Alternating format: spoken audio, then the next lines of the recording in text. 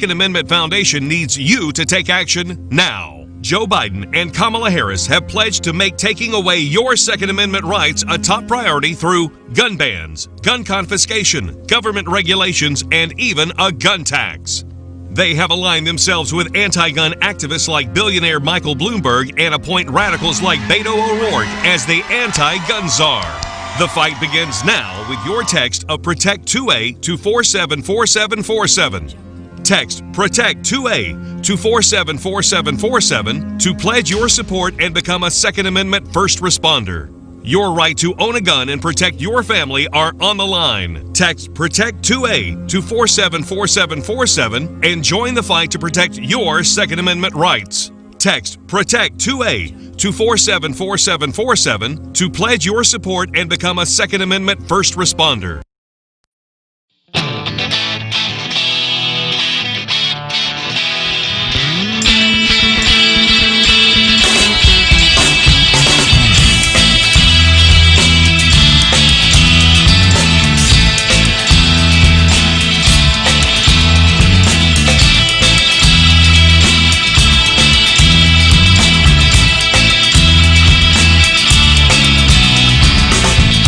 Fly our flags and glory.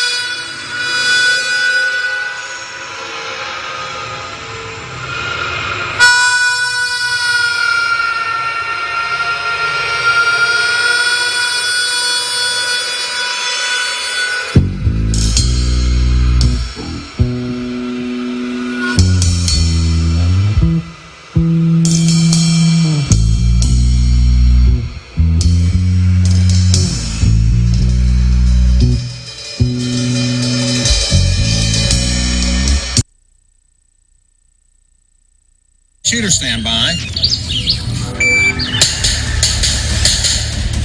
You hit the radio bullseye. And the home for everything Second Amendment, concealed carry, the latest gear, reciprocity, legislation, the right to self-protection, and it shall not be infringed. This is Eye on the Target Radio with your hosts, Rob and Amanda. So, hey, folks, welcome to the show. And man, do we have it action-packed today. We've been lining up guests, and there's so much stuff going on that in our first hour, we're going to have Alan Gottlieb, and he's from the Second Amendment Foundation. And then in our second hour, we are going to have Willis Lee from the NRA. So both of them, I'm sure you have questions. There's so many things. So if you've got questions for them, be sure to toss them out there. So folks, if you're listening to us on the radio, know that you can also see us or view us on the OpsLens app that's available in both your Android and your iPhone. So OpsLens is where it's at. And then you can watch us on TV, so the video portion. So not only on the app, but you could catch us on Roku, on Fire Stick, and Apple TV. So we are now multimedia. And so Rob is so excited to see him actually doing radio live in action. I'm just saying. So, yeah. Dear Diary, day 75, no ammo. that would be. That's good because that's kind of true. That is kind of true right now. So I want you to know that because it's day 75 with no ammo, guess what Rob has been shooting?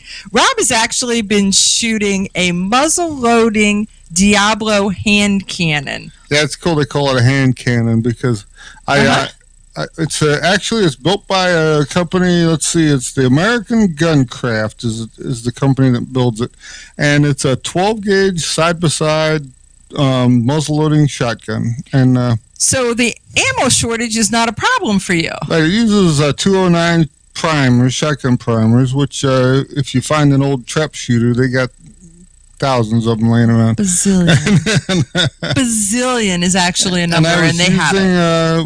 We shot some loose powder. We also shot the 50-grain pellets. One of the guys on the YouTube shows where they glued the pellets to the back of the bullet for faster loading. It really didn't speed the loading process up any for us, so it was just as easy to throw the pellet in the hole and then you go. I also noticed if I put the pellet in and crush it, and then I put the projectile in on top of it, I got a much better burn and more horsepower out of it. Oh, so you broke the pellet up in effect when you put it under there? Okay. Mm-hmm. So, I didn't have any kind of misfires or anything, but it was it could use some kind of a back sight. That was shooting slugs and solid ball. It was a little bit hard to pinpoint where it was going to go. I mean, I was within about 8-9 inches of where I was planning on going, but it doesn't really have sights. Like 20, it's got a bead on the front like a shotgun. Okay. And so we were shooting about 25 feet, and but if it's a hand cannon, how does it only? So it only has the front, so you don't know where the back is. Right, you just got to kind of look. It's got a little bit of a rib, like a double-barrel shotgun. You have to kind of line that up. Mm-hmm. But it's not because you also, when you pull the trigger, it's like hitting you in the head with a shovel. So you know it's coming. So yeah. So it's a little hard to keep your eye open and concentrate on that rail because it's gonna, it's gonna get you. It's coming. It's the cartoon guy with the big hammer. He's coming. Well, think about shooting a 12-gauge shotgun in one hand. So it's they don't call it a cannon because I know you invited me to go. Name. You invited me to go to the range, and I was like, I think I'm going to stay. It was really cold. It's cold in Ohio. I was going to stay in my pajamas for a couple more hours. I have a little. It's a 20-gauge side by side that was built by one of the Italian companies, and it's got an old, like the longer arching grip, like the pirate pistols of the 1850s and stuff, and this pistol is much easier to handle and control in that, but it's And also, when you open it to load it, it'll stand flat on the table, so you can pour stuff in, so you don't need extra hands to hold onto it while you're trying. Okay, so the company is the American Gun Craft. So look that up, the Diablo hand cannon, and the boys had a good time with it. The boys had a really and they'll good mail time it right with to your house. You don't even have to. Oh yeah, because it's a muzzle muzzle loader. It's not even a gun. It's a hand cannon. Day 7 hand cannon. There you go. I got it. It's coming together for me. Got it. So, and that's a cool name. It's sort of like when they turned into the, what was it that they did? The yeet cannon from High Point. Yep. Right? You could always buy two. You got two hands, right? And then you'd. I don't know that I don't know that I could take the shovel hit from both hands. Four shots before you have to reload. Yeah, right. Now, on the other hand, you were out shooting, doing all that stuff. I was spending some time with Rob Morris doing self-defense gun stories. And then this last week, I was on the Armed Society, which is a new show, is part of the Polite Society. It's an hour-long show every Wednesday night. And this week, I had Shelley Hill, Judy Wells, Donna Anthony, and me. And so that puts us with trainers, female trainers from across the country, Alaska, California, Georgia, and Ohio, all together on a show.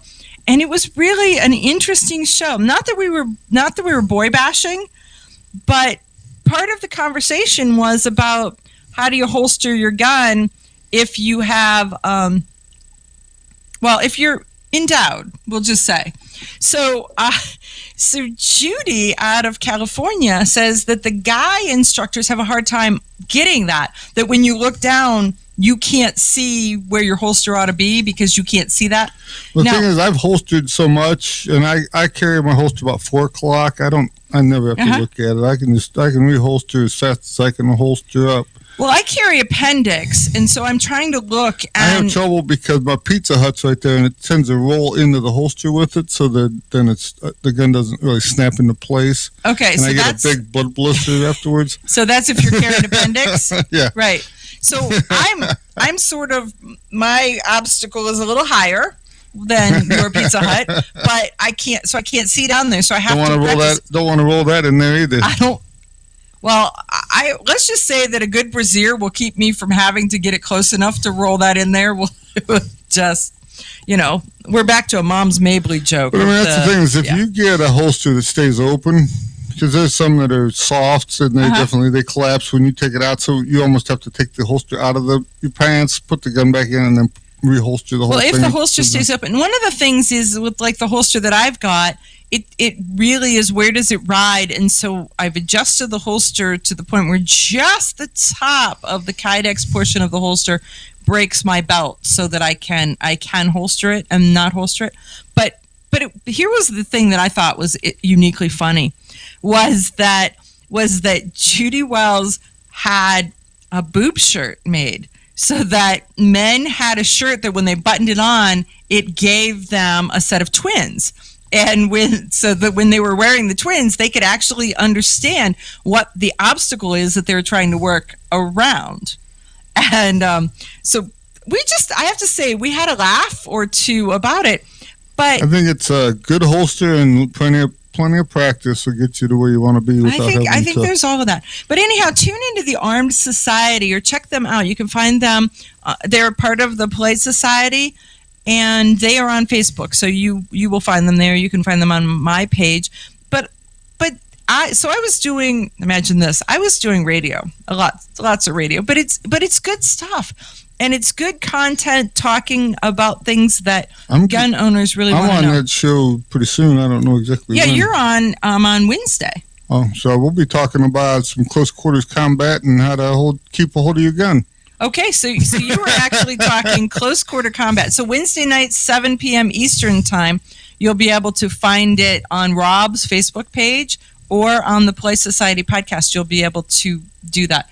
But you have as your guests, you have Mike Hasacek and you have Brian Hill, right? Right, and then Paul will be MC in there. Right, and so Paul Lathrop is part of that. So you could, so there's going to be the four of you, And it too should be good radio. So Paul can ask questions about Mike, to Mike and about Mike, because this is the funny part. Mike Hasicek is a guy that can teach you how to use anything, pretty much anything, as a weapon, and makes you stop to think about it. So he's the guy who tried to teach me how to stick fight.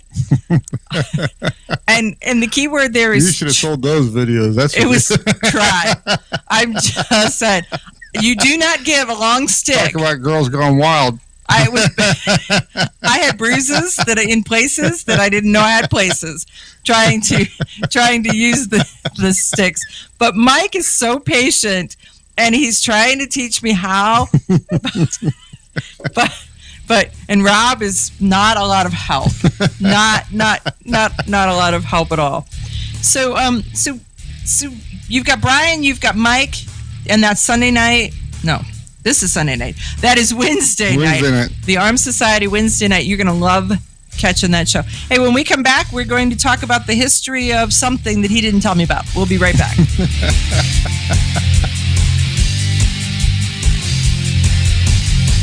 Okay, you ask yourself, who is this Realize Firearms Awareness Coalition, and what do they do?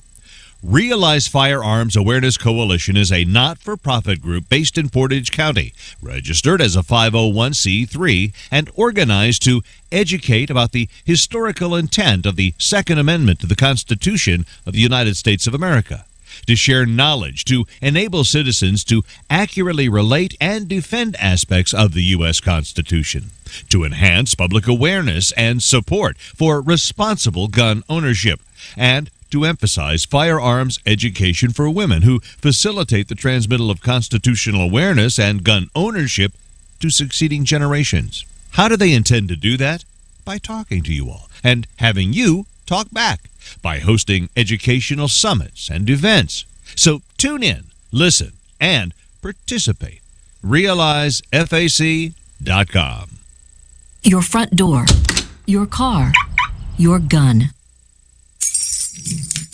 Safety is a habit. Gun safety and responsible storage are no different, and the best way to help prevent accidents, misuse, and theft. Cable locks help keep firearms secured. Learn how to get a free firearm safety kit. Visit projectchildsafe.org. If you have a firearm, own it, respect it, and secure it. Brought to you by the National Shooting Sports Foundation and the Bureau of Justice Assistance. Shotgun with Charlie.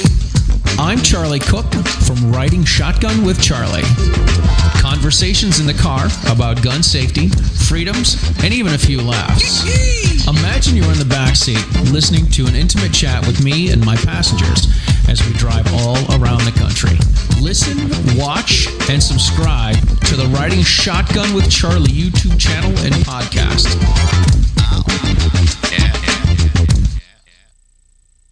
Grab your friends and head to Georgia to train with the Complete Combatant. The Complete Combatant offers a unique approach to self-defense training, layering the first signs of danger, lethal versus non-lethal decisions, and even surviving the aftermath. They offer premier firearms training with a range master certified instructor and host the top minds in our industry.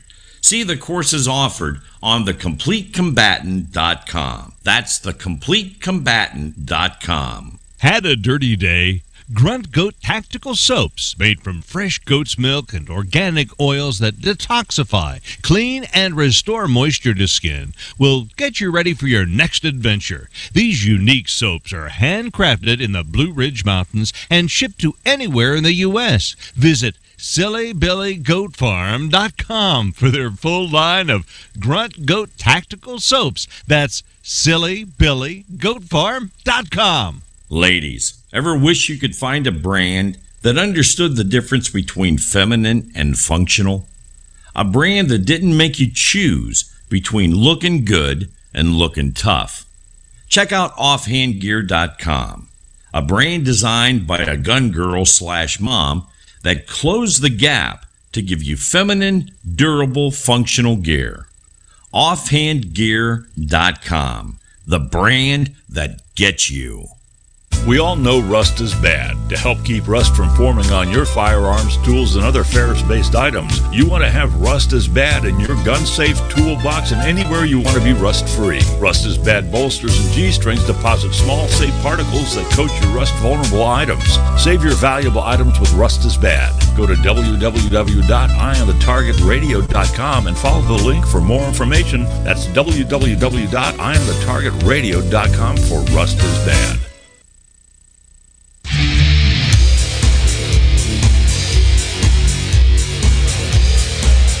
So, folks, we're back, and we are back to talk about the early 22s. So, we had we've talked in the past about the Smith & Wesson number 1. It was the first 22 pistol that they had. It shot the 22 short cartridge. Right. The earliest repeating rifle that I could find was in 1884. Winchester brought out their 73 in a 22 version. Okay, so when you say repeating rifle, how did it repeat? Well, this was a lever action in the traditional sense, like we see today. They fed the Winchester actually fed through a tube like a modern gun does. Okay. Marlin in 1891 came out with a lever action 22. They made a 22 and a 32 in the same frame. And the 22s, that 91 had a side window, so you could load it through the window like a large rifle. They only did that one model. And then when the 92s come out, they decided that the tube was a lot easier and less monkey motion. So, so a side window 91 Marlin is kind of a rare gun. And so it's rare. So that means that if they see one and can identify exactly what it is. Right. Well, it should say 1891 right on the tang or on the top of the receiver, and it also would have this window cut in the side of it to where you can see the internal marks. They're usually when you find those old guns, because everything was black powder at the time, none of them have rifling. So if you find one that's got rifling, that's a bonus. If not, it's just cool to have. I've seen some that look like museum pieces. Outside of the gun was beautiful condition. The inside was completely gone. There was no rifling at all. So there's nothing that they can do to fix that either.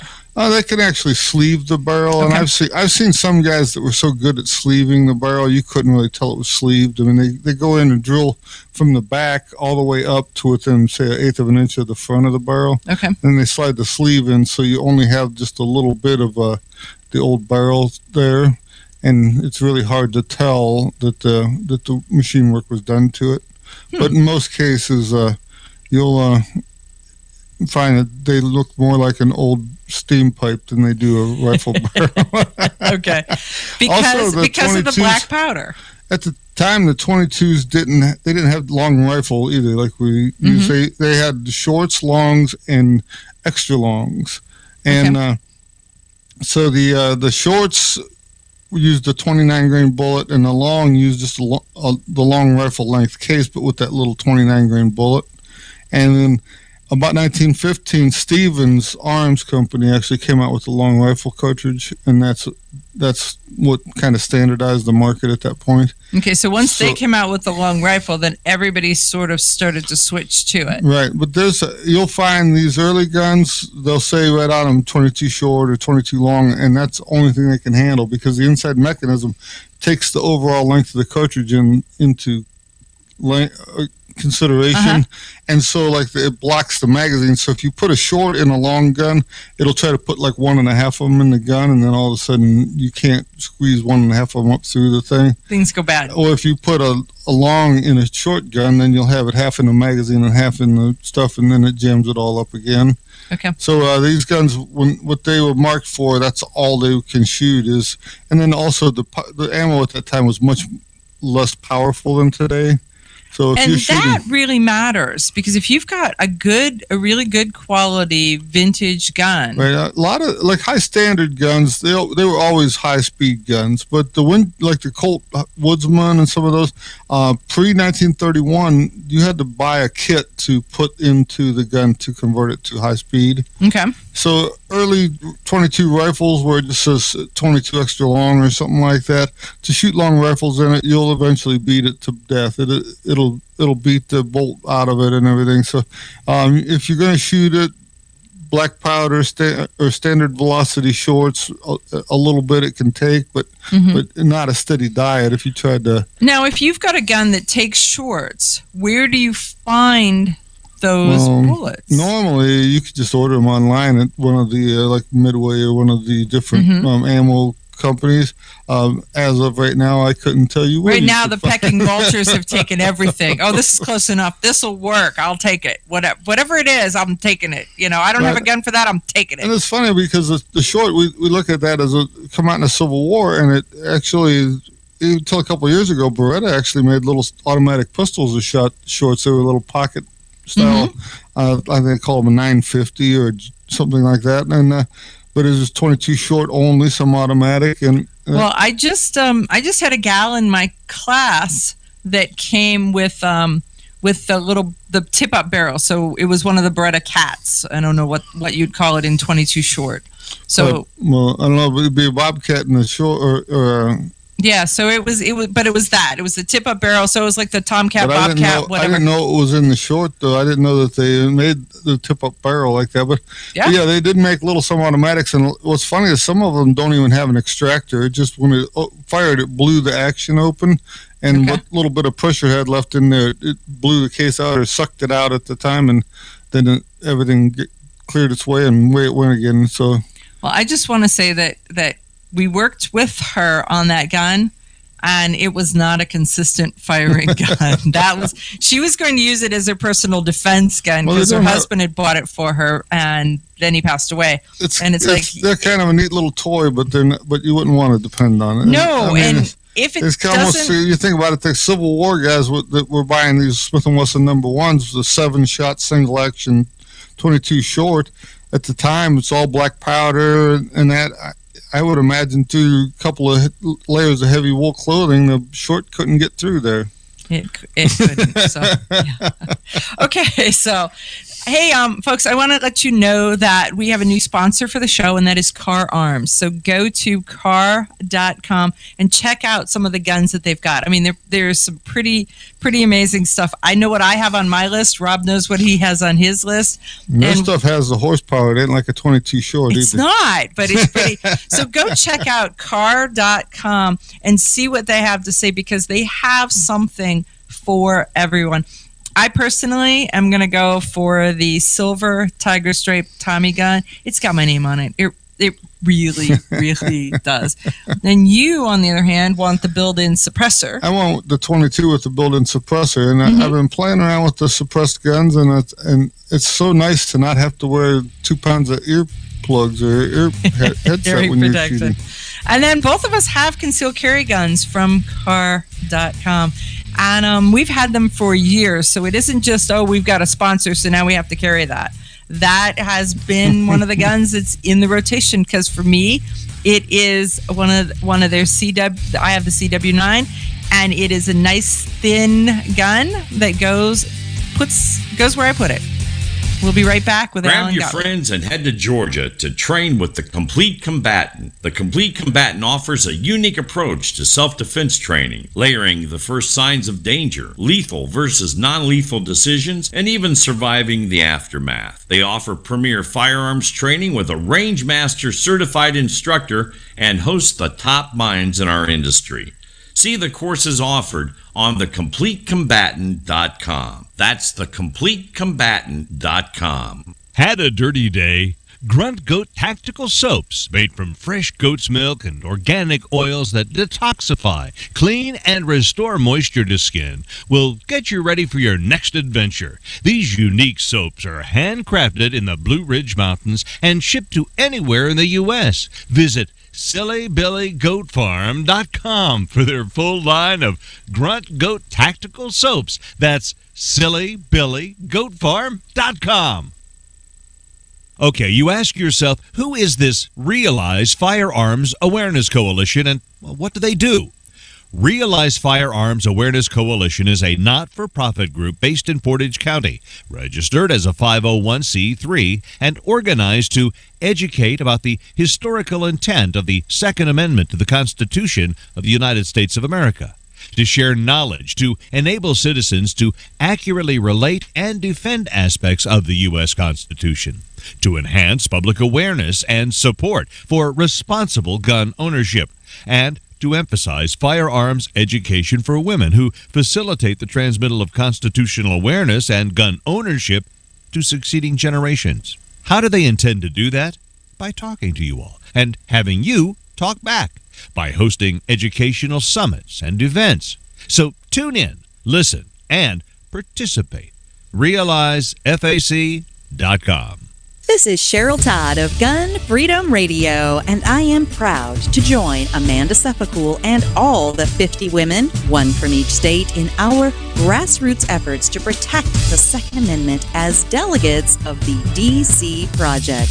Grassroots organizations like the DC Project run on donations, so please consider donating to our GoFundMe/DC Project to keep the promise of freedom alive.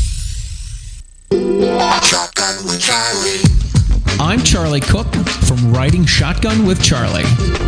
Conversations in the car about gun safety, freedoms, and even a few laughs.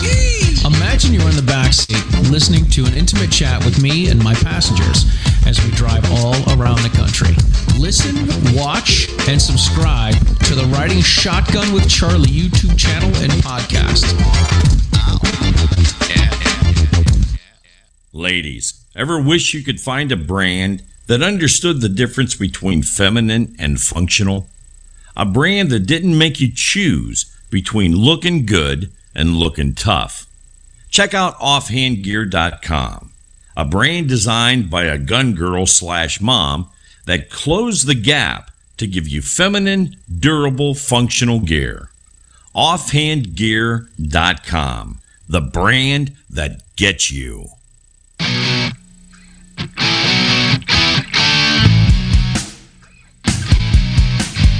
Hi, this is Paul Lathrop from the Polite Society podcast. I wanted to let you know that the show you're listening to is a proud member of the Self-Defense Radio Network.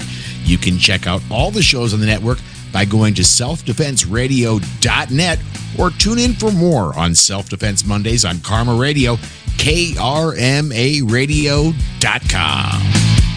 This is Dan Perkins with your Songs and Stories for Soldiers, Veterans Tip of the Day. If you're a veteran with a disability, are you interested in a program that could give you a free home? Homes for Our Troops is a privately funded 501c3 nonprofit organization that builds and donates specially adapted custom homes nationwide for severely injured post-9/11 veterans to enable them to rebuild their lives. These homes restore some of the freedom and independence our veterans sacrificed while defending our country and enable them to focus on their family and recovery. Since its inception in 2004, nearly 90 cents of every dollar has gone directly to the program to serve veterans. HFOT builds these homes where the veterans choose to live and continues its relationship with the veterans after the home delivery to assist them in rebuilding their lives. For more information, go to their website, www.hfotusa.org, and see if you can qualify for the home of your dreams. This has been your Songs and Stories for Soldiers, Veterans Tip of the Day.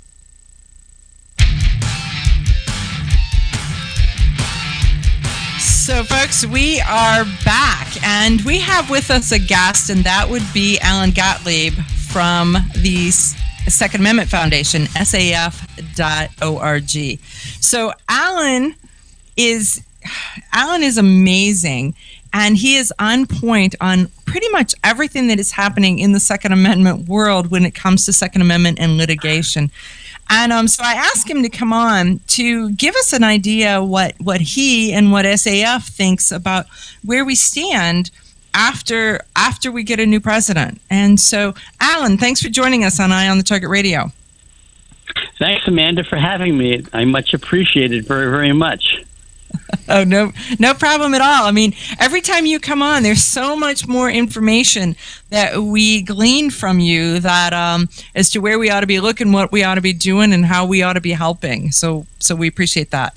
So tell us, what do you think's kind of on the horizon?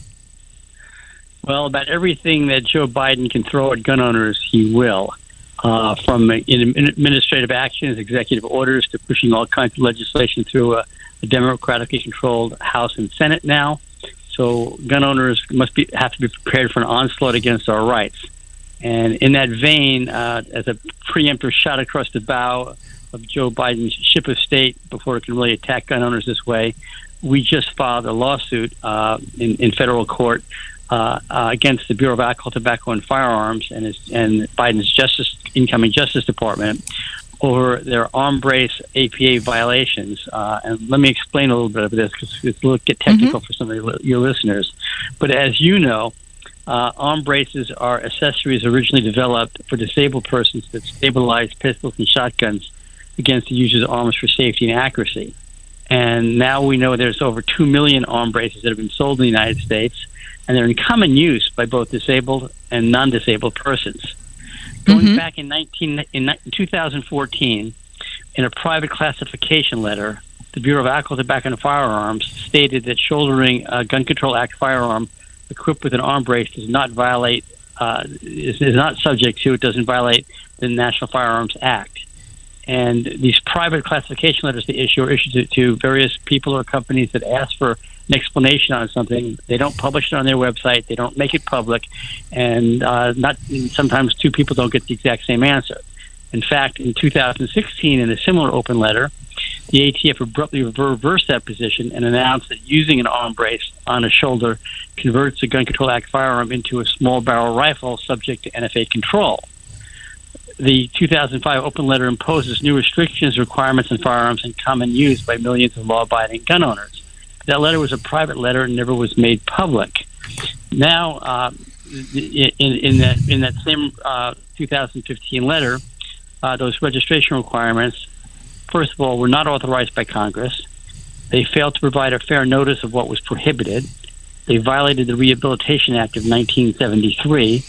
And they infringed on Second Amendment protections by significantly delaying the time for small barrel rifle approvals.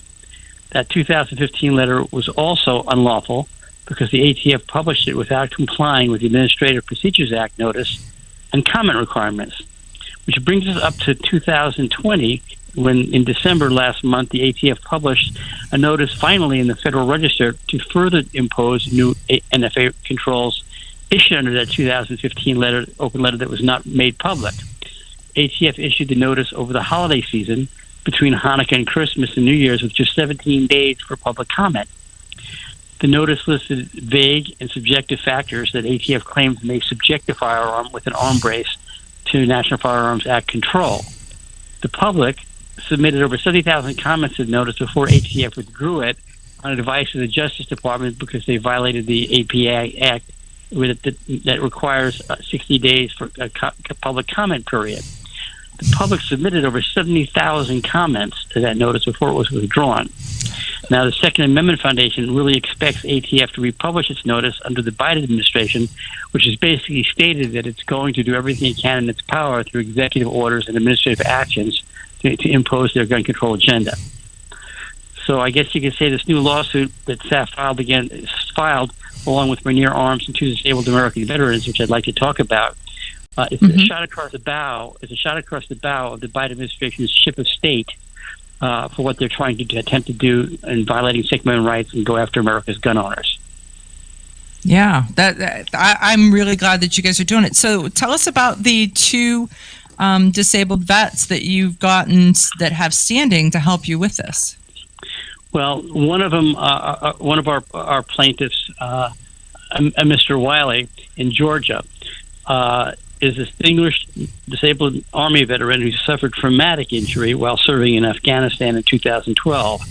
He was wounded by an improvised explosive device, resulting in its partial amputation of his right leg, his left arm, and salvaged a left leg limb. He uses the arm brace to stabilize firearms he shoots recreationally. And our second police officer, is a police officer currently, Mr. Green, who suffered a line of duty injury resulting in permanent nerve damage to his right hand. He also uses an arm brace to stabilize firearms while he is shooting. And of course, in addition to Rainier Arms, who sells these arms braces, is one of our plaintiffs, we're filing on behalf basically of all of our members and the more than 2 million people in the United States who currently own arm braces in common use. Well, that's amazing. So the in common use part, that ties it to something that Antonin Scalia had said, and that kind of gives it a whole lot of merit and basis that the Biden administration probably doesn't want, correct? Correct. And of course, they were planning on going after, high capacity magazines, which we call standard capacity, any magazine that holds over 10 rounds, which also is an accessory, just like an arm brace. And they don't really have a right to regulate those by imposing them through executive orders or administrative actions from agencies of the federal government. And so that's why it's really a shot across the bow of the ship of state, putting him on notice that we're going to be watching every single thing he does that infringes on Second Amendment rights, and I'm more than willing to go to court to sue him over it. Okay. Well, I think you should, and I think we should be helping you. So let's talk a little bit about how do we help you. One of our listeners just sent over a notice that said that they just used their stimulus money to join in a life membership for SAF. So thank you very much for doing that. Isn't that cool? Yes, I really thank you, listener, for that. That's tremendous. It puts a smile on my face. Well, right now we have a very other important program going on besides our legal action, which is called our Second Amendment First Responders Project. And last week we ran a number of national TV spots on behalf of that project. And next week we'll be running it 81 times, which will bring us up to 119 TV spots nationally that we're running across multiple networks. And what it asks people to do is to text Protect 2A to 474747. That's Protect 2A to 474747 to join the fight against all those things the Biden administration has on the agenda to go after our rights, from gun registration to gun taxes to gun confiscation, to all sorts of manipulating gun rights, which he's promised all the anti-gun billionaires that supported his campaign that he would do. And so we're trying to, we don't have billions of dollars, but we're trying to get millions of gun owners on board with our project, the Second Amendment, Second Amendment First Responders Program. So anybody who wants to get engaged with us and get involved and become a kitchen table grassroots activist to fight against this gun confiscation prohibition type agenda of Biden, please text Protect 2A to 474747, and you'll get an immediate text response back with a link to go to sign up and get involved. Well, we ran that commercial for our OpsLens viewers so that they get to experience it also. So our radio folks don't get to catch it, but the folks who are watching us on live video, they did, and they will, and we'll continue to run it for as long as you have the program, because we are such fans of the things that you guys do, and how much you're involved in and how you ferret out. And maybe today's the day that I'm using so many little animal analogies, but that you go to look for people that have standing in cases so that you can actually hold the government at bay to be able to defend our Second Amendment rights. So, Alan, will you stay after the break so you can talk more about some of the other lawsuits that you've done, some of the other successes that you guys have had, so that my don't. Pleasure. Okay, because I think that they need to hear what SAF does and how SAF does it, and the value, and then we're going to toss in a little bit talking about the Gun Rights Policy Conference and how they can find that online. And so those kinds of things, because I think SAF has so much to offer that people, they miss it. They just don't catch all of the things that you guys do, where it's at, how it is. So we're talking to Alan Gottlieb from the Second Amendment Foundation, saf.org. And you guys, while the commercials are running, you can go check out that so that you can see what he's talking about when Alan comes back and joins us right after this commercial break. So we will be back. You're listening to Eye on the Target Radio.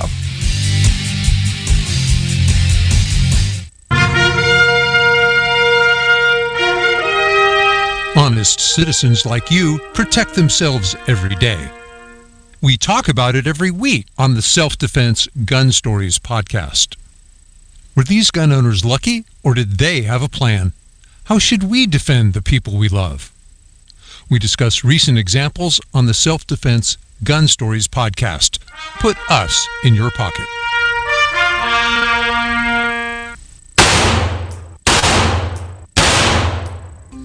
Hi, I'm Janelle Westrom, owner of Davenport Guns and Davenport Shooting Club.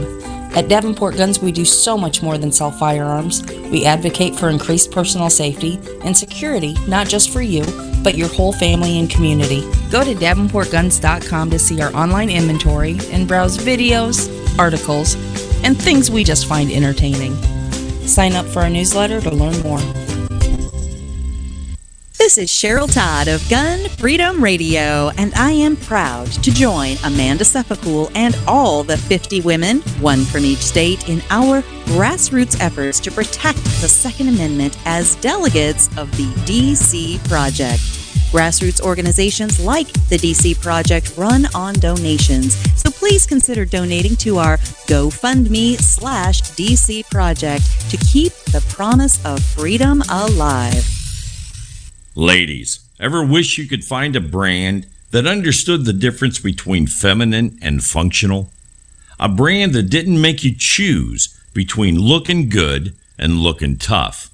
Check out offhandgear.com, a brand designed by a gun girl/mom that closed the gap to give you feminine, durable, functional gear.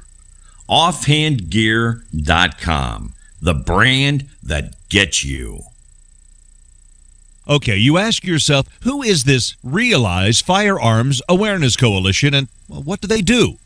Realize Firearms Awareness Coalition is a not-for-profit group based in Portage County, registered as a 501c3, and organized to educate about the historical intent of the Second Amendment to the Constitution of the United States of America, to share knowledge, to enable citizens to accurately relate and defend aspects of the U.S. Constitution, to enhance public awareness and support for responsible gun ownership, and to emphasize firearms education for women who facilitate the transmittal of constitutional awareness and gun ownership to succeeding generations. How do they intend to do that? By talking to you all and having you talk back, by hosting educational summits and events. So tune in, listen, and participate. RealizeFAC.com. Shotgun with Charlie. I'm Charlie Cook from Riding Shotgun with Charlie. Conversations in the car about gun safety, freedoms, and even a few laughs. Imagine you're in the back seat listening to an intimate chat with me and my passengers as we drive all around the country. Listen, watch, and subscribe to the Riding Shotgun with Charlie YouTube channel and podcast. Had a dirty day? Grunt Goat Tactical Soaps, made from fresh goat's milk and organic oils that detoxify, clean, and restore moisture to skin, will get you ready for your next adventure. These unique soaps are handcrafted in the Blue Ridge Mountains and shipped to anywhere in the U.S. Visit SillyBillyGoatFarm.com for their full line of Grunt Goat Tactical Soaps. That's SillyBillyGoatFarm.com.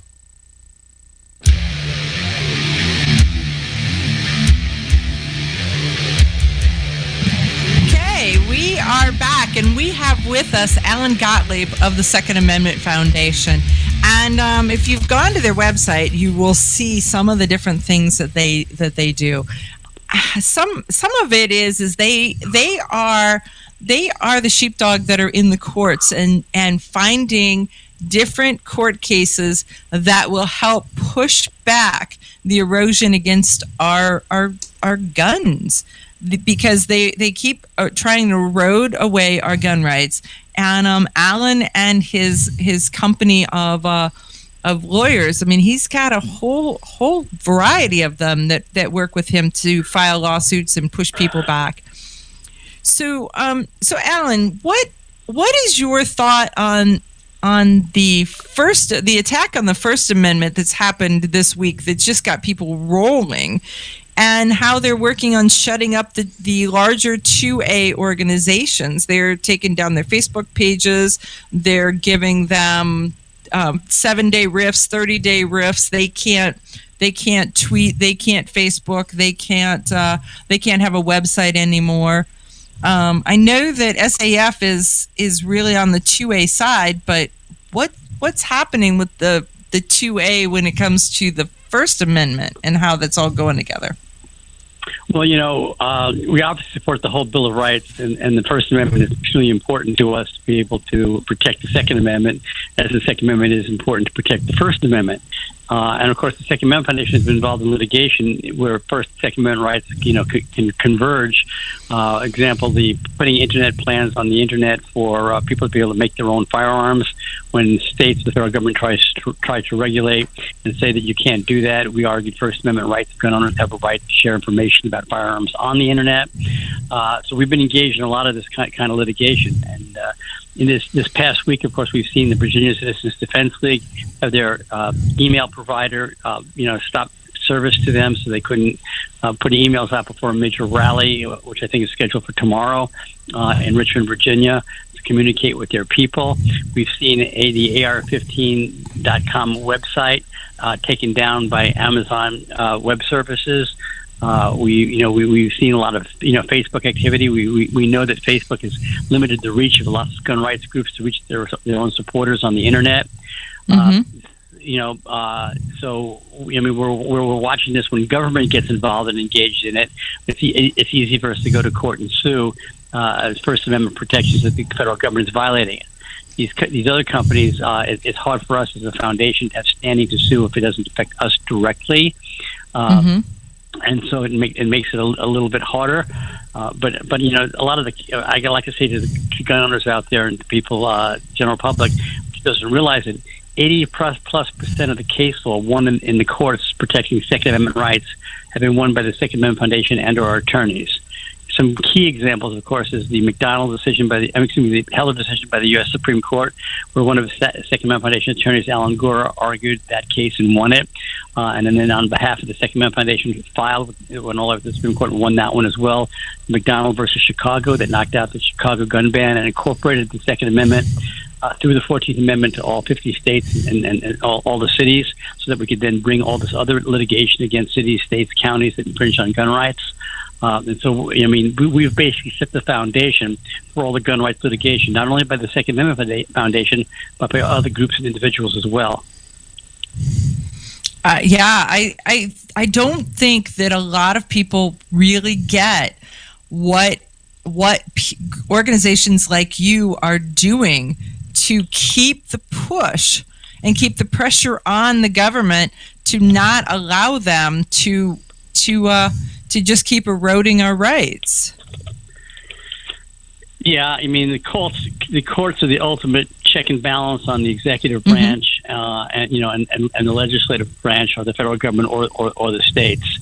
And of course, we owe Donald Trump a great debt of gratitude for nominating over 200 judges that support constitutional rights and interpret them the way the original intent of the founding fathers were to the courts, which is helping to make our legal action projects and programs much more viable.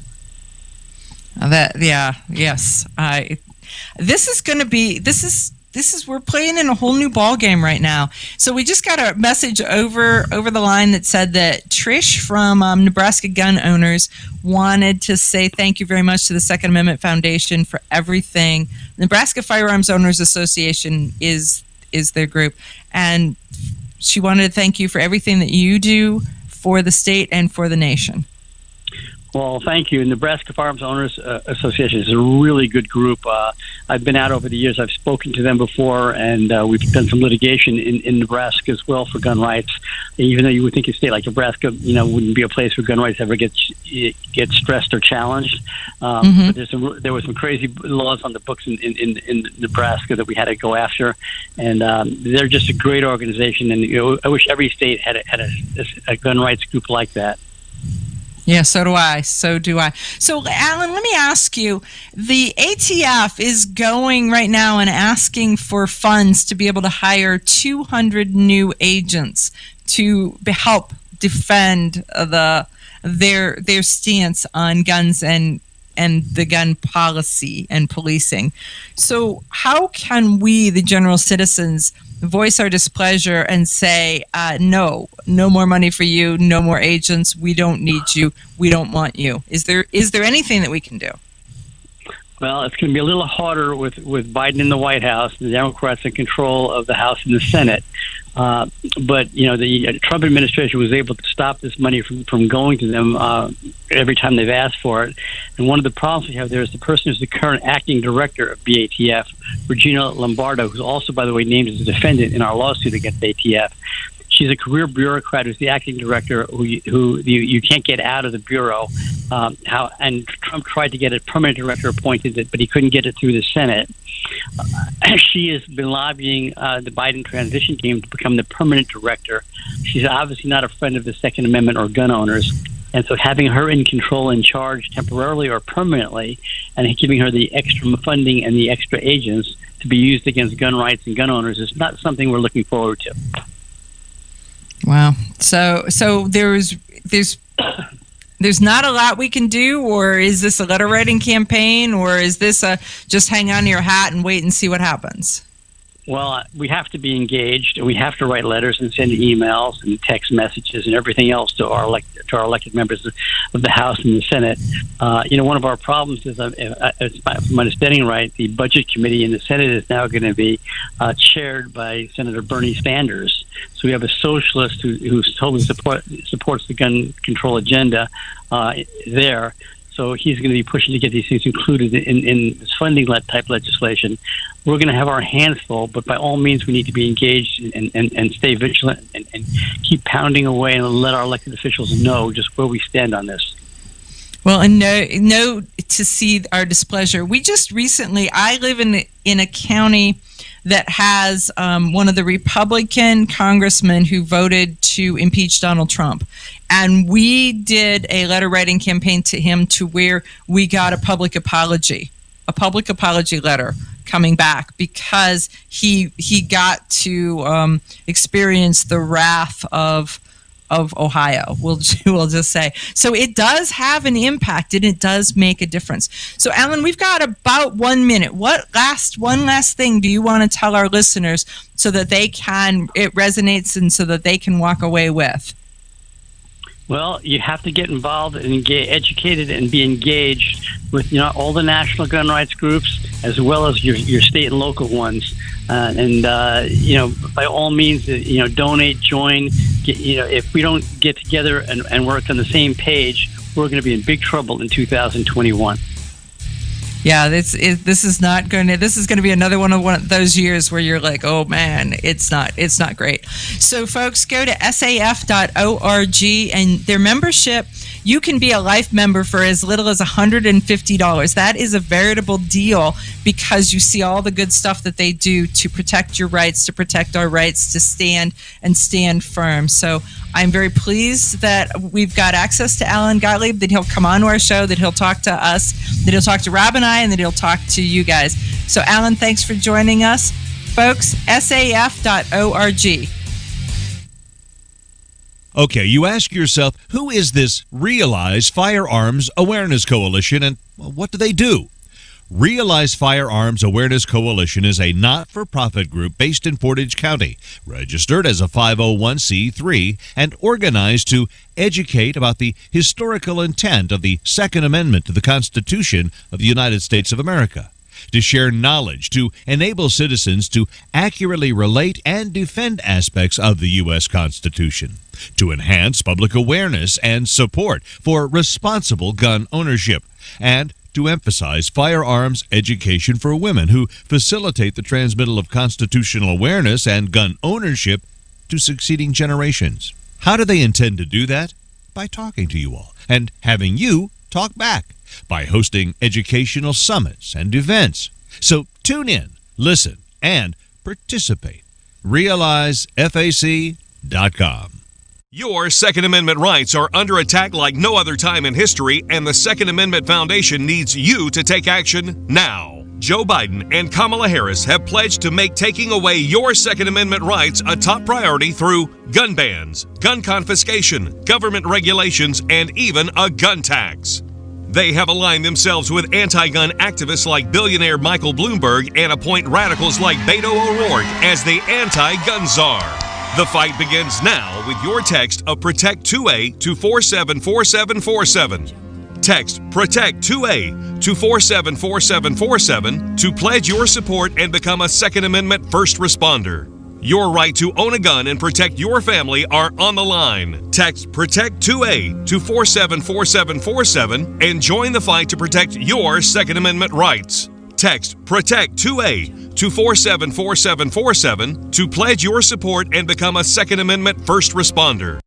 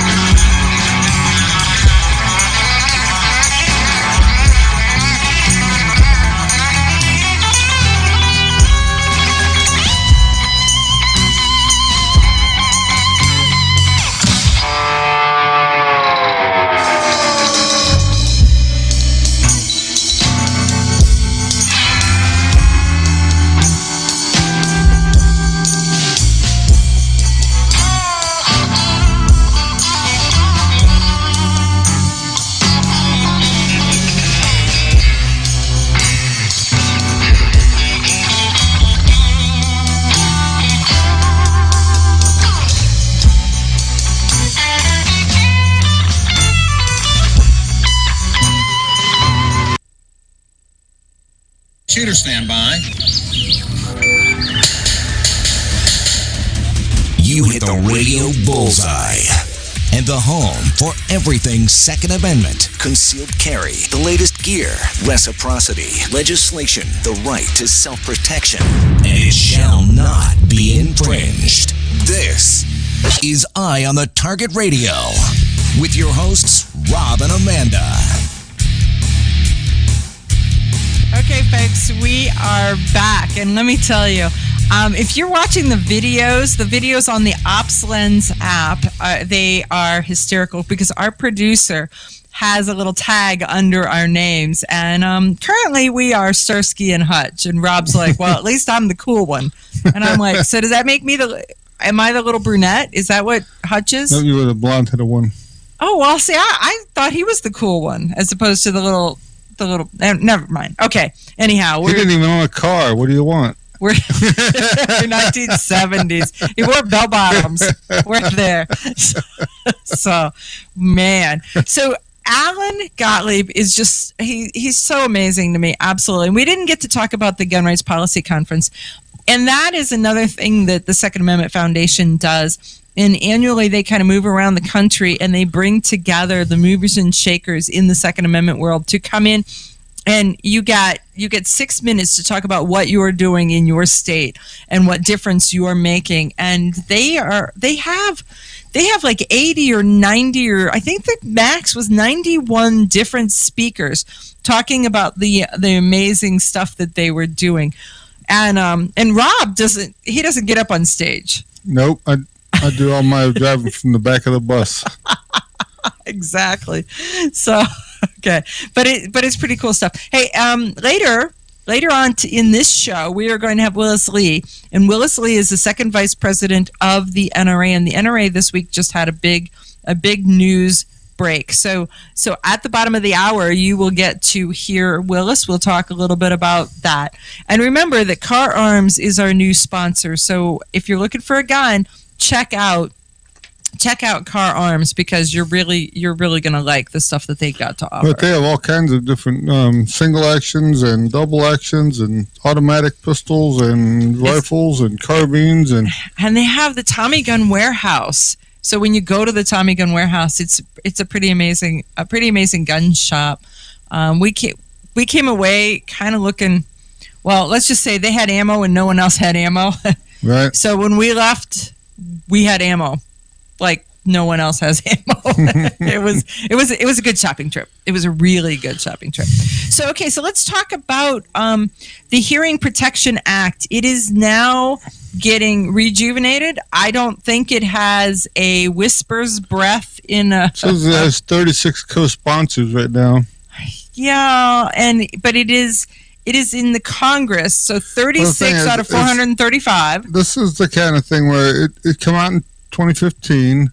It's back again. It'll be back a couple more times. Mm-hmm. Don't hold your breath and keep buying suppressors because it's not going to happen right away, I'm sure. Right. So, the last time it was really hard on the suppressor companies because everybody thought it was going to happen, and then so they quit buying, waiting for it to happen, and a lot of the companies ended up going bankrupt just because nobody was buying anything because next month or next 2 months. The best is, if nothing else, even if you think it's going to happen, you buy it and have it kind of queued up at your gun shop.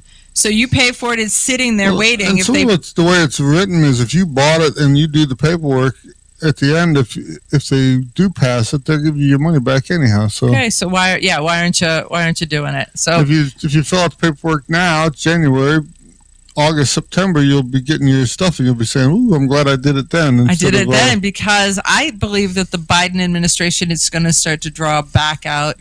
That's not going to be a great staffed thing. So go shopping for them, but know that there are some congressmen that are on our side, that are supporting our stuff, that are doing the things that we care about. But he may just in my opinion, numbered HR 95. So if you're looking for it, it's House Resolution 95. And it's South Carolina Congressman Jeff Duncan reintroduced it. So bonus for him. We'll not hold our breath though. Just to be fair, just to be even, just to be level. I'm not holding my breath. Here's one where the Congress is putting in a bill, House Resolution 127, that's going to gun licensing, registration, partial ammo bans, and they're bold enough to chip in $10 to help get it passed. So they're bold enough. Just so well, when it says that the author is Representative Sheila Jackson Lee, you know that she What's that old cartoon with those, I'm just a bill sitting up on Capitol Hill, and they said, how do bills get passed? And then they show you under the table a wad of money roll. Do they? This is what $10 is for. Did they actually show you a wad of money going under? I don't believe. When I watched Schoolhouse Rock, I didn't see. Well, back in the day they didn't, but the new revised one they should. That would be the sarcastic Schoolhouse Rock.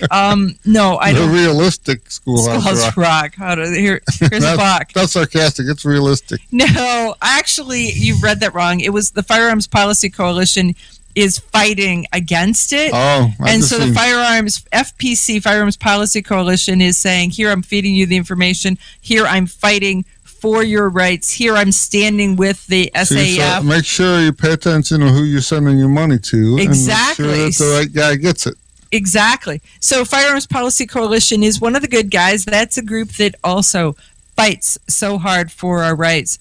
But know that right now you're going to hear about gun bills that are left, right, and center of what they're trying to do, and they are pushing them backwards and trying to. They're the bills that they rolled out, and so they're trying to ammunition. They're trying to ban it, and it's like we can't even get it. How are you banning it? Why are you banning it? What is going on? I have seen on the down low where they're not telling you what's up with the front, that some of the stuff is all being held until after the 20th. Then we're not going to see it. So if they had it, it's all on lockdown until that time because they want to wait till after the elections and then say, look at this. This is all the stuff that Joe did for you.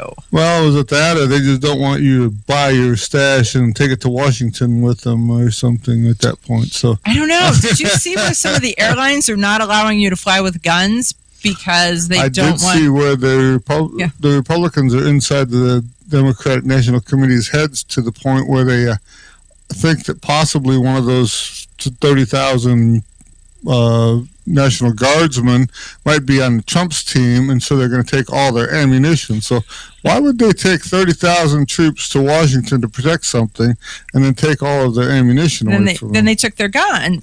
So then they take their ammunition. So you're carrying a gun for optics, but you are not actually going to be able to fire it if needed. You're no more dangerous than the rest of the crowd at that point. Right.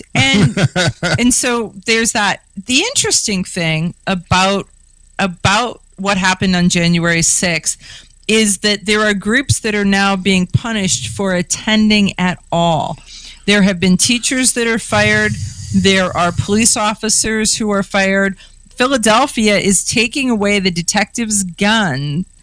So a Philadelphia police officer... This whole thing, when you look at it, they were saying, well, Trump incited this riot and it made it happen.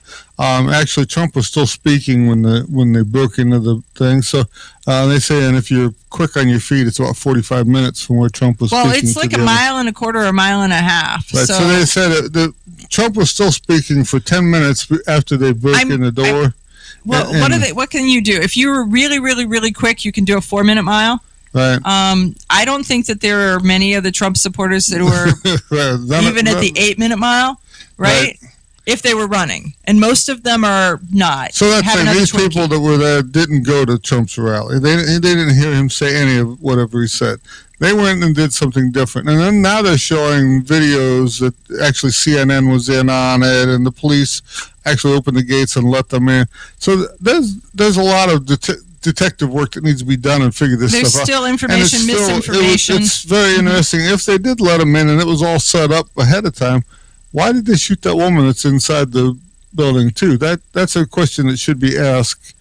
But now that they're looking at everybody on video and they're going through their facial recognition stuff, and you're guilty until proven innocent here in the modern America. And so this woman's a detective. She's been taken off of her normal duties and put on. I believe she's helping with. She's been recruits reassigned as a background checker for police recruits because there were social media posts showing that she had attended the rally. So just the sheer act of attending the rally was enough that Philadelphia feels that she's a threat. Well, also, did you see where some of them had apparently tie wraps or something that they could use for handcuffs? So now they're saying that they were going to take over, although they didn't seem to take over. What I seen was everybody was inside the velvet ropes like they were at a museum instead of... I don't know. It was almost like there were 2 rallies, or maybe 3 rallies, all going on at the same time, and different optics and different stuff. The problem I have is that I don't know if we're ever going to know the truth, because it's everybody's spin, everybody's perception. When we come back, we've got more.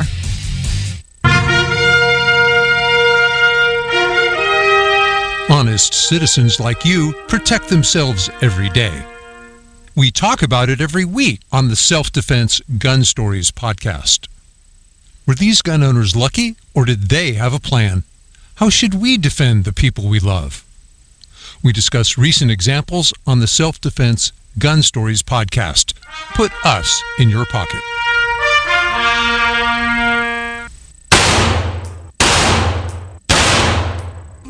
Hi, I'm Janelle Westrom, owner of Davenport Guns and Davenport Shooting Club. At Davenport Guns, we do so much more than sell firearms. We advocate for increased personal safety and security, not just for you, but your whole family and community. Go to DavenportGuns.com to see our online inventory and browse videos, articles, and things we just find entertaining. Sign up for our newsletter to learn more. Your front door, your car, your gun.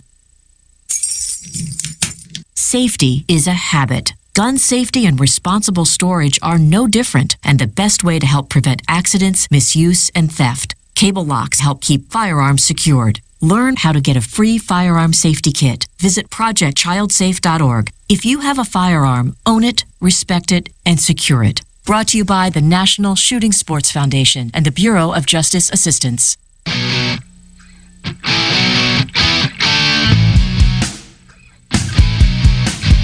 Hi, this is Paul Lathrop from the Polite Society podcast. I wanted to let you know that the show you're listening to is a proud member of the Self-Defense Radio Network. You can check out all the shows on the network by going to selfdefenseradio.net or tune in for more on Self-Defense Mondays on Karma Radio, KRMAradio.com. This is Cheryl Todd of Gun Freedom Radio, and I am proud to join Amanda Seppacool and all the 50 women, one from each state, in our grassroots efforts to protect the Second Amendment as delegates of the DC Project. Grassroots organizations like the DC Project run on donations, so please consider donating to our GoFundMe/DC Project to keep the promise of freedom alive. Had a dirty day? Grunt Goat Tactical Soaps, made from fresh goat's milk and organic oils that detoxify, clean, and restore moisture to skin, will get you ready for your next adventure. These unique soaps are handcrafted in the Blue Ridge Mountains and shipped to anywhere in the U.S. Visit SillyBillyGoatFarm.com for their full line of Grunt Goat Tactical Soaps. That's SillyBillyGoatFarm.com. Ladies, ever wish you could find a brand that understood the difference between feminine and functional? A brand that didn't make you choose between looking good and looking tough? Check out offhandgear.com, a brand designed by a gun girl/mom that closed the gap to give you feminine, durable, functional gear. Offhandgear.com, the brand that gets you. We all know rust is bad. To help keep rust from forming on your firearms, tools, and other ferrous-based items, you want to have Rust is Bad in your gun-safe toolbox and anywhere you want to be rust-free. Rust is Bad bolsters and G-strings deposit small, safe particles that coat your rust-vulnerable items. Save your valuable items with Rust is Bad. Go to www.IamTheTargetRadio.com and follow the link for more information. That's www.IamTheTargetRadio.com for Rust is Bad.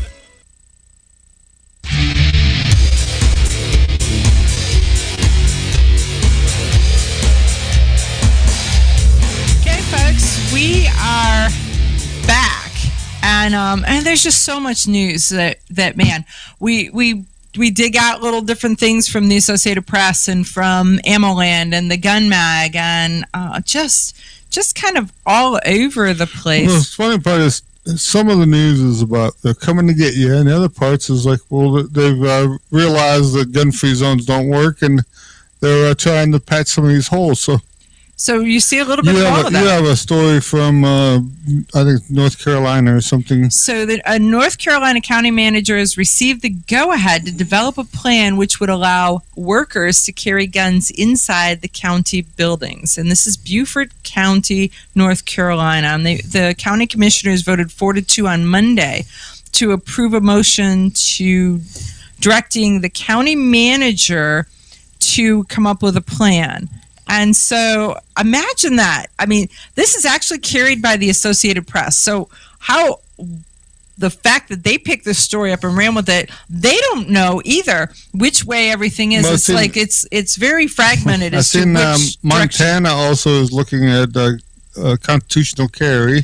Well, we're at, 17 states with constitutional carry and 2 or 3 that really are kind of right on the precipice. And so here's one from Illinois where they tell you that there's too many murders, and so they're going to try to pass some new laws to make it illegal for criminals to buy guns, which I already thought it was illegal for criminals to buy guns. So Illinois has that Ford card, so you should have to, if they don't have a Ford card, you shouldn't be able to sell them one as a private citizen or not. So they shouldn't really need a background check if they've already gone through the Ford system to get a card. So they had, the police seized 11,280 illegal guns and made 7,236 gun arrests, okay? And they say that it's too easy for criminals to acquire new illegal guns to replace those the police confiscated. Chicago has some of the most stringent gun laws. 769 people were killed in 2020, mostly by guns.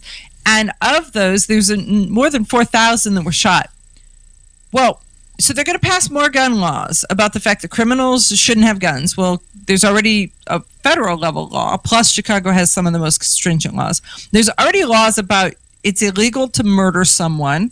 Just saying that piece of it. Even in Chicago? Even in Chicago, it's illegal to murder someone. It's actually illegal to just shoot them if they're not breaking the law at the time that you are forced to shoot them. But they're just kind of saying we're gonna pass some more laws because the laws we've got aren't working. So we're gonna do some more because that makes the most amount of sense. But it doesn't seem like the background check is the deal. Since the Ford card, I believe you get a background check to get one of those. So that they should just mandate. Well, and I am not up on the Ford card, but I believe that the Ford card, if you're entered into the Ford card system, that overnight it does a run just to make sure that you didn't do something bad while everybody else was sleeping, and to see if they need to revoke your Ford card. So it's not just that they gave you one and then they check on you forever. It's they check on it regularly. They're running it pretty darn often. So they really do have some of the most stringent gun laws. Well, and here's a story about the guns that are being sold in record numbers. So if you go to a gun shop, you can see that because there's no guns to be sold. There aren't any guns. I love it. On the Book of Face, people are like, where do I get a cheap gun? Okay, where do I get a good deal on a gun? Where can I get a good deal on ammo? And it's like, you can either get a good deal or you can get a gun. You can get a good deal, or you can get ammo. You can get a good deal on a sandwich, but you're not going to get a good deal on ammo you right go to now. a gun shop, and they got 3 guns there. 2 of them you can actually buy ammo for in the last 50 years. Right. No, there's so many pieces of this, and it's like, people, are you not seeing? Are you not seeing? But frankly, if you've got guns and you want to turn them into cash, now is the time to turn them into cash. Right, Not that I want to know why you're getting rid of your guns, but take them to your gun shop. They'll take them on consignment. When they sell, they pay you, and it's almost like record setting. They're selling them as fast as they can get their hands. And on that them. would be how you maximize your money, because if they don't have to pay you when you drop them off, they can pay you more. Right. by This way, selling them. on a consignment deal, they usually get a 14-15%, something like this. And then if you auction it, you're going to pay a lot more than that. So pay attention and ask how much it's costing you up front. But now's the time. If you've got stuff in the back of the safe that you're like, I think I had one of those. Wait, maybe I still have one of those. I've never shot it, actually. Also, too, if you put it out there, put a premium on it, because it isn't like they can go somewhere else and get another one. No, we were looking at ammo. Here was the amazing thing.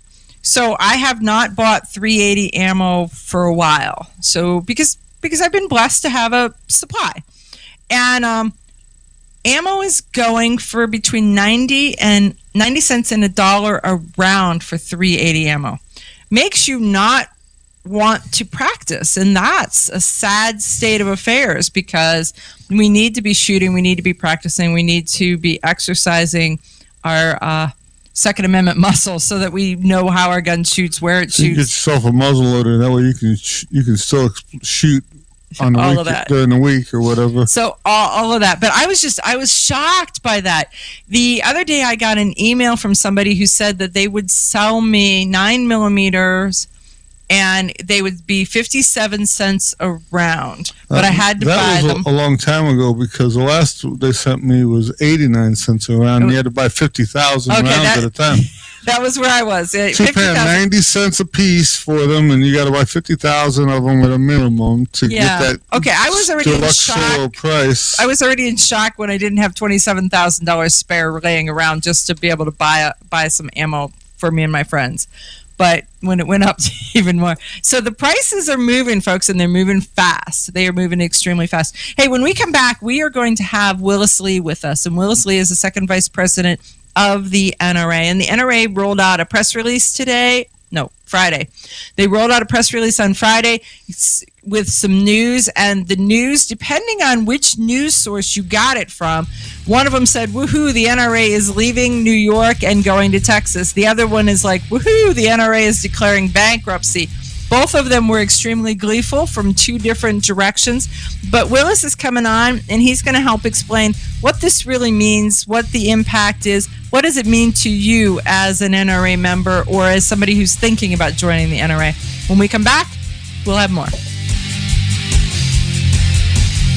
Grab your friends and head to Georgia to train with the Complete Combatant. The Complete Combatant offers a unique approach to self-defense training, layering the first signs of danger, lethal versus non-lethal decisions, and even surviving the aftermath. They offer premier firearms training with a range master certified instructor and host the top minds in our industry. See the courses offered on thecompletecombatant.com. That's thecompletecombatant.com. Had a dirty day?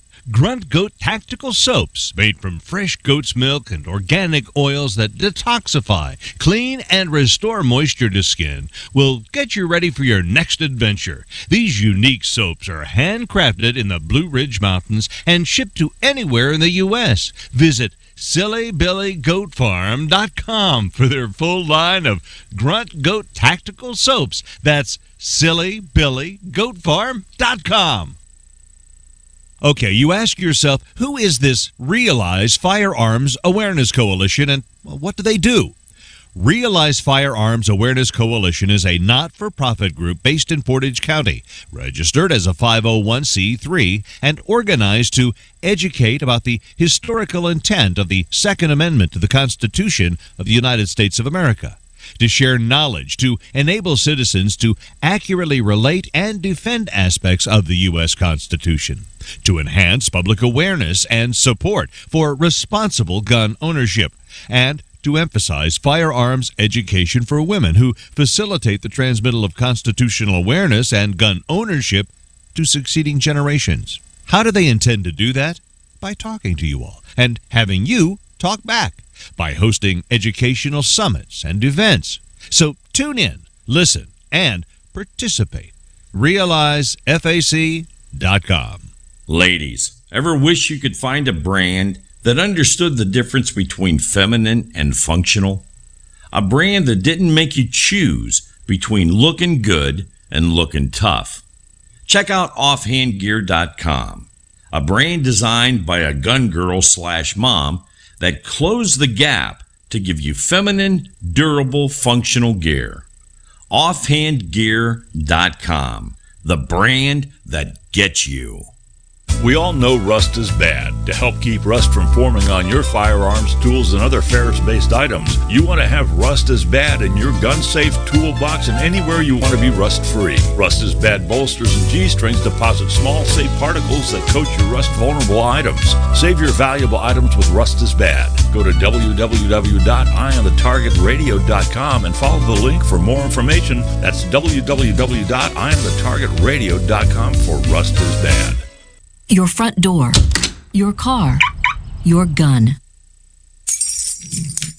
Safety is a habit. Gun safety and responsible storage are no different, and the best way to help prevent accidents, misuse, and theft. Cable locks help keep firearms secured. Learn how to get a free firearm safety kit. Visit projectchildsafe.org. If you have a firearm, own it, respect it, and secure it. Brought to you by the National Shooting Sports Foundation and the Bureau of Justice Assistance. Shotgun with Charlie. I'm Charlie Cook from Riding Shotgun with Charlie. Conversations in the car about gun safety, freedoms, and even a few laughs. Imagine you're in the back seat listening to an intimate chat with me and my passengers as we drive all around the country. Listen, watch, and subscribe to the Riding Shotgun with Charlie YouTube channel and podcast.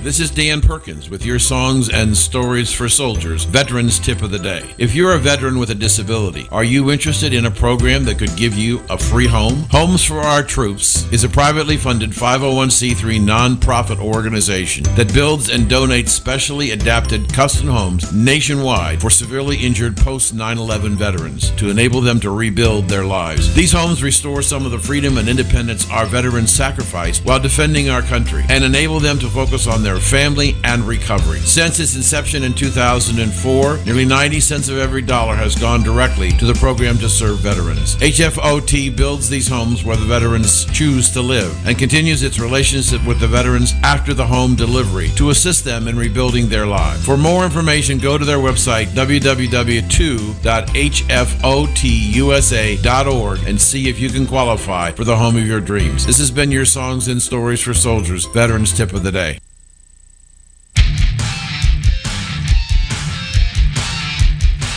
Well, folks, we are back, and with us is our second guest of the day.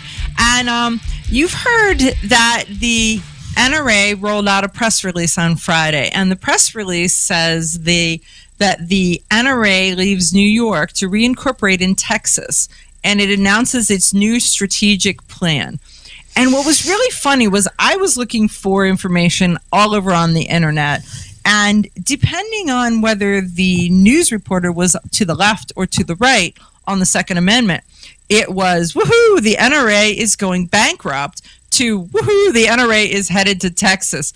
And so there was just this absolute mix.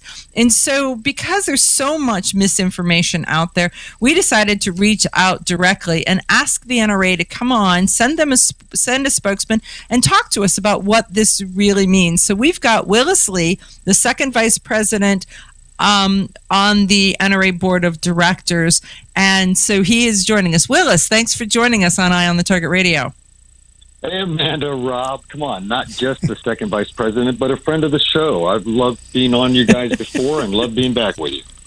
Well, we have been fans of Willis Lee really since you started and were running for the board of directors to begin with, as somebody who just said, look, the NRA is a place for me and I want to be there. So we've definitely been fans of yours, and so we're grateful that when we reached out and said we would like to have somebody, that they were like, okay, we'll send you Willis. So that was good.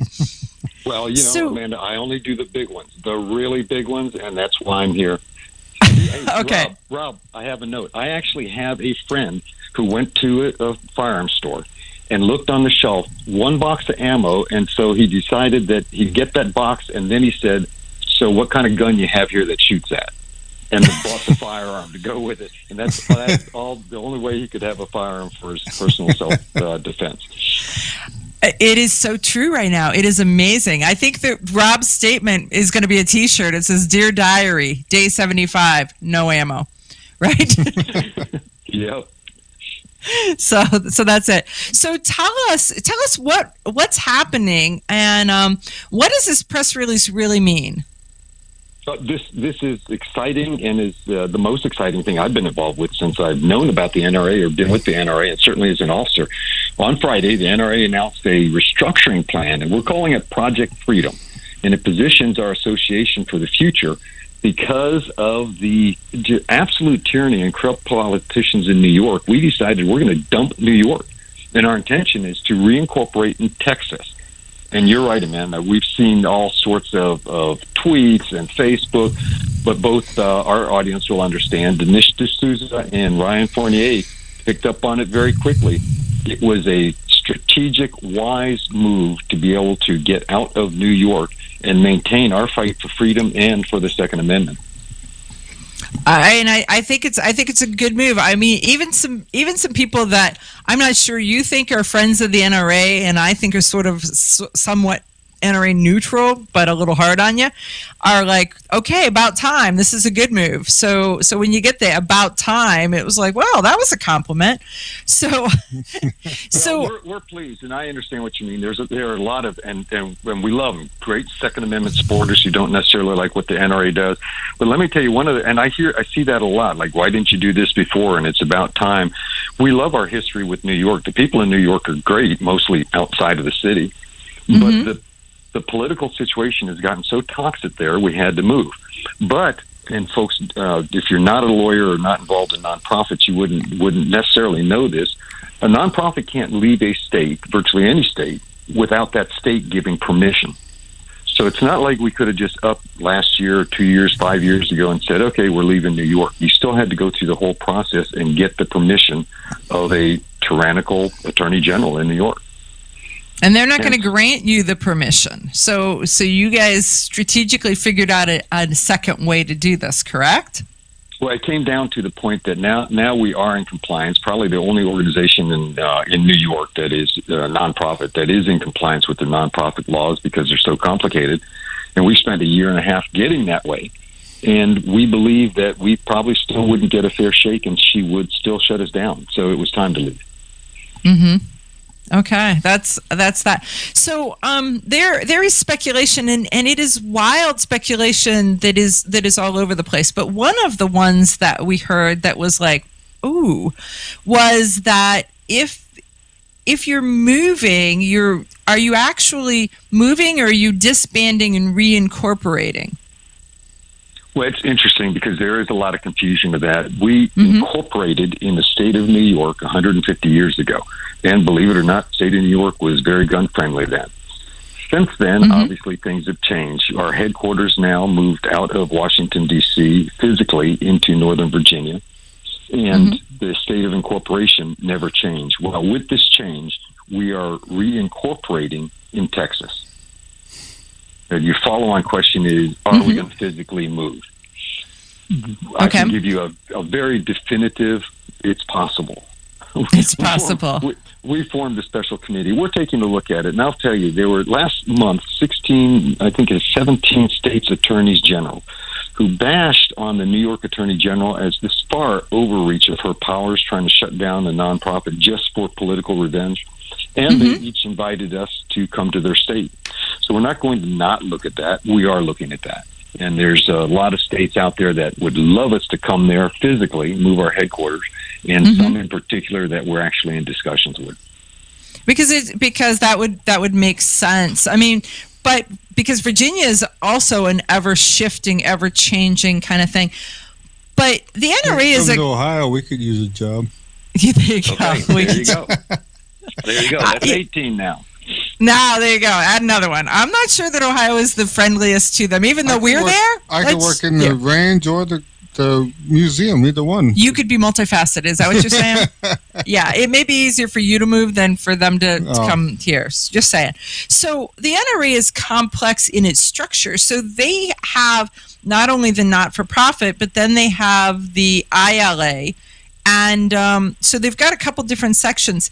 Is the assets like Whittington Center and the museum, are those part of the not-for-profit, or are they their own thing? Is some of that at risk? They are part of the not-for-profit. It's different organizations, though. ILA is part of the NRA, and that's how it's organized, and it's always been that way. It's just a misconception to include by the New York Attorney General that ILA is some sort of separate organization. The museum is the same thing. That works for, you guys know, I'm Joe DeBurglis in General Operations. So we are one organization, and we're moving forward that way. Okay, but there's not a chance that the Attorney General in New York State is going to be the proud owner of all the guns from your museum, looking at them sitting on her sofa.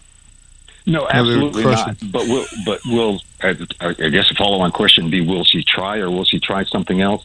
Heck, you guys saw she's suing the New York Police Department. My gosh, what won't she do for attention? So we don't know what she'll try next, but right now we are protected by the Chapter 11 filing by the courts in Texas, federal courts in Texas. So we'll hold on to that. Now, what this does, though, it allows us to continue our lawsuit against the corrupt governor of New York, Cuomo, and the New York Attorney General. So we can continue those, but we're protected by the Chapter 11 filing. Nice. Okay, because no matter what you read or how you read it, this really is a game of 3D, 4D chess, trying to figure out exactly which moves to make and how to make them to protect the assets, to protect the members, and to protect the legacy of the NRA, right? Man, it's bigger than that. This is to protect the Second Amendment and to protect freedom. This has gotten huge. In this big fight that we're having right now, some say for the soul of America. I'm one of those people who say that also. This is huge in protecting the NRA, making sure the association and its 5 million members and 20 more million who believe they are, all of these people, law-abiding, patriotic Americans, this is protecting all of us. Yeah, and I agree with that. I mean, because people right now, they've been shell shocked watching what's happening to the First Amendment and the Second Amendment in the last week and a half, and what that means, and really getting a snapshot of what the taste of what's to come, and the attacks against the Second Amendment and the attacks against lawful gun owners and patriots across the country. And we have to come together on this. And let me tell you how we are. Last year was a huge year for the NRA. We are financially secure. It's not a matter of finances. Our membership, for the first time in history, we didn't get complacent. We maintained our membership levels through a Republican administration. Never been done. The month of August, when James dropped her lawsuit, we gained 100,000 new members. We've gained 100,000 new members since the 1st of January this year. Can we continue this conversation? Can we continue this conversation directly after the break? So we've got a hard stop break. Folks, we're talking to Willis Lee from the NRA. He's on the NRA Board of Directors. He's second vice president. And he's a fighter, and he's a fighter for us. And so he's going to help us understand exactly what's happening and what's going on with the NRA. We'll be back.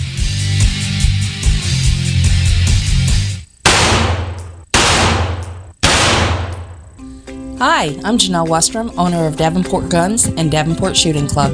At Davenport Guns, we do so much more than sell firearms. We advocate for increased personal safety and security, not just for you, but your whole family and community. Go to DavenportGuns.com to see our online inventory and browse videos, articles, and things we just find entertaining. Sign up for our newsletter to learn more. This is Cheryl Todd of Gun Freedom Radio, and I am proud to join Amanda Seppacool and all the 50 women, one from each state, in our grassroots efforts to protect the Second Amendment as delegates of the DC Project. Grassroots organizations like the DC Project run on donations, so please consider donating to our GoFundMe/DC Project to keep the promise of freedom alive. Ladies, ever wish you could find a brand that understood the difference between feminine and functional? A brand that didn't make you choose between looking good and looking tough.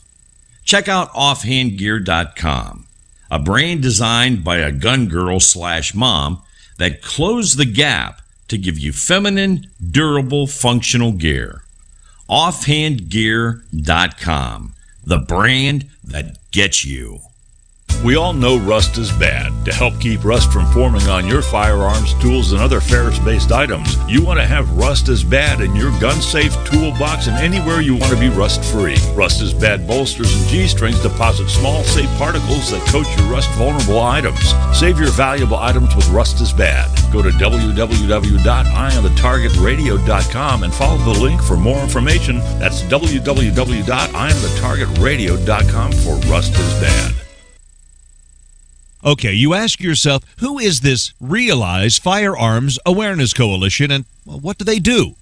Realize Firearms Awareness Coalition is a not-for-profit group based in Portage County, registered as a 501c3, and organized to educate about the historical intent of the Second Amendment to the Constitution of the United States of America, to share knowledge, to enable citizens to accurately relate and defend aspects of the U.S. Constitution, to enhance public awareness and support for responsible gun ownership, and to emphasize firearms education for women who facilitate the transmittal of constitutional awareness and gun ownership to succeeding generations. How do they intend to do that? By talking to you all and having you talk back, by hosting educational summits and events. So tune in, listen, and participate. RealizeFAC.com. Your front door, your car, your gun. Safety is a habit. Gun safety and responsible storage are no different, and the best way to help prevent accidents, misuse, and theft. Cable locks help keep firearms secured. Learn how to get a free firearm safety kit. Visit ProjectChildSafe.org. If you have a firearm, own it, respect it, and secure it. Brought to you by the National Shooting Sports Foundation and the Bureau of Justice Assistance. Grab your friends and head to Georgia to train with the Complete Combatant. The Complete Combatant offers a unique approach to self-defense training, layering the first signs of danger, lethal versus non-lethal decisions, and even surviving the aftermath. They offer premier firearms training with a Rangemaster certified instructor and host the top minds in our industry. See the courses offered on thecompletecombatant.com. That's thecompletecombatant.com.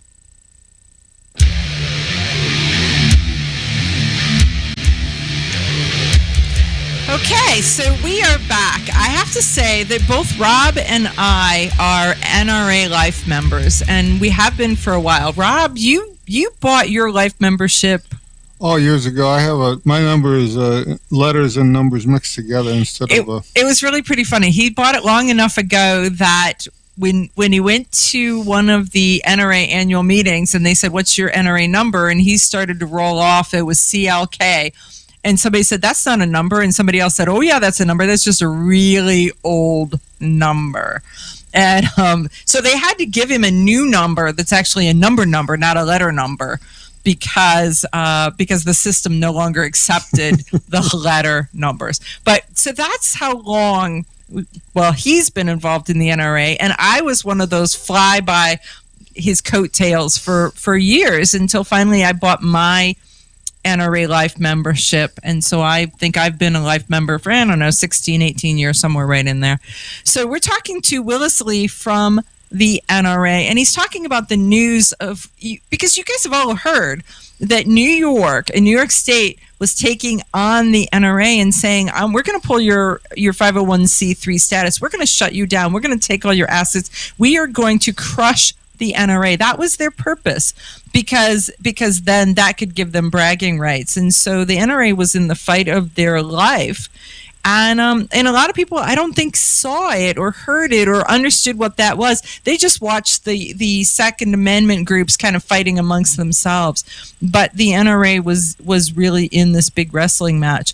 So, Willis, thanks for coming on. Thanks for helping us understand exactly what is happening. I know that at the board meeting, they had given the 4 officers, or the 3 officers, the ability to negotiate this deal. And so that was kind of the final piece that allowed it to go forward, correct? Without the secret getting out. It is. Let me throw this in, though, as you were talking about how old Rob is. Amanda, you are one of the few of 120 million firearms owners in the States. Amanda is on our NRA grassroots committee, and there just aren't a lot of non-board committee members that we have for a bunch of reasons, and we're proud and glad to have her on that committee. It's so good to be able to be involved and to participate, but yeah. To your point, do you mind if I throw in some contact information? I've got an important message here. I'm encouraging everybody. Join the NRA. Our membership's up, but folks are realizing, patriots are realizing what's happening, and they're coming to the NRA because we are the big guys, and we are that last line of defense.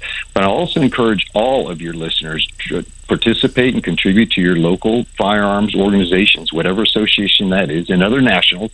I'm also a life member of Second Amendment Foundation and GOA. But get in there and start participating. This is going to be a horrendous couple of years. For information on this particular topic, Project Freedom, go to nra.org/forward, and that'll tell you.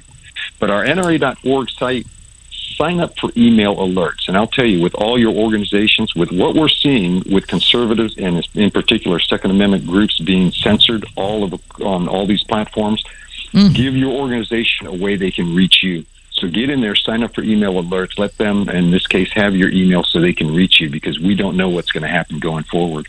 And then follow NRA's Facebook, Instagram, and Twitter. And a lot of information's coming out there. So I just wanted to get that in before we hit the end. No, I think that those are very good points, because we talked about it a little bit with Alan Gottlieb in the first hour, of the fact that Truth About Guns has now lost their site. AR15.com has lost their website. So there are so many different organizations that are losing their ability. The Virginia, I can't remember. Yeah, so the deal. So the Virginia group lost their Facebook page. Then they lost, so their president lost his Facebook page so that he couldn't communicate. And then directly after that, he lost his email access so that he could no longer email all of the organization. So don't think that they're not coming for you from one level or another. This is an absolute balanced, planned attack from multi fronts, and we're kind of in the middle of all of this, and they're coming at us from every direction. Absolutely. And this is our way of moving to reincorporating Texas to safeguard our rights.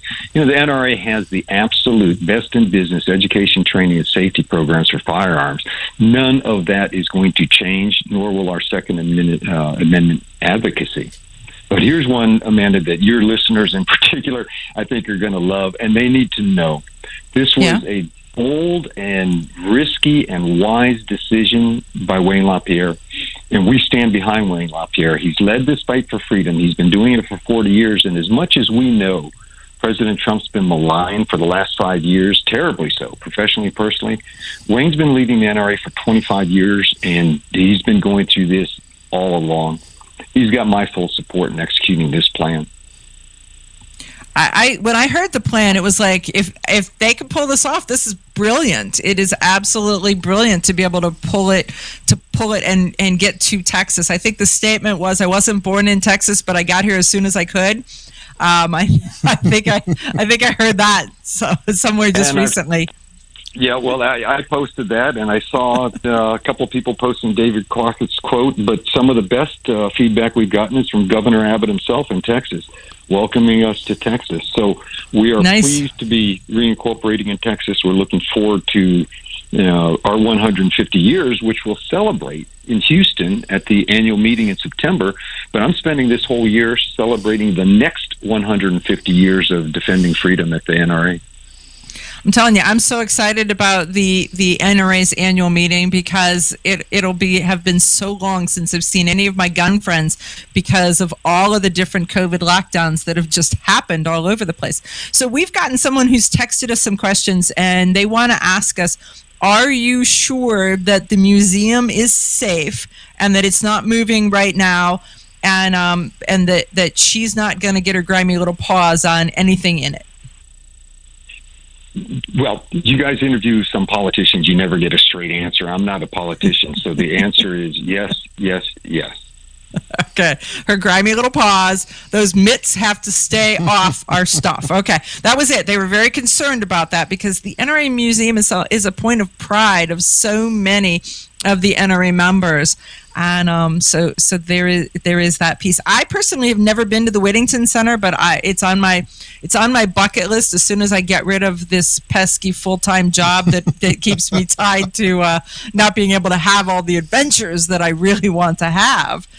So our museum in Northern Virginia right now is closed because of the governor's rules, but our museum in Missouri at Bass Pro is open, and folks, you got to go. They see actually more visitors there each year than we do in Northern Virginia. Okay, so I didn't know that there was a museum in Missouri. It's in Springfield, Missouri with Bass Pro, and it's dedicated to the shooting sports, so as opposed to just historical items. So it's a great facility.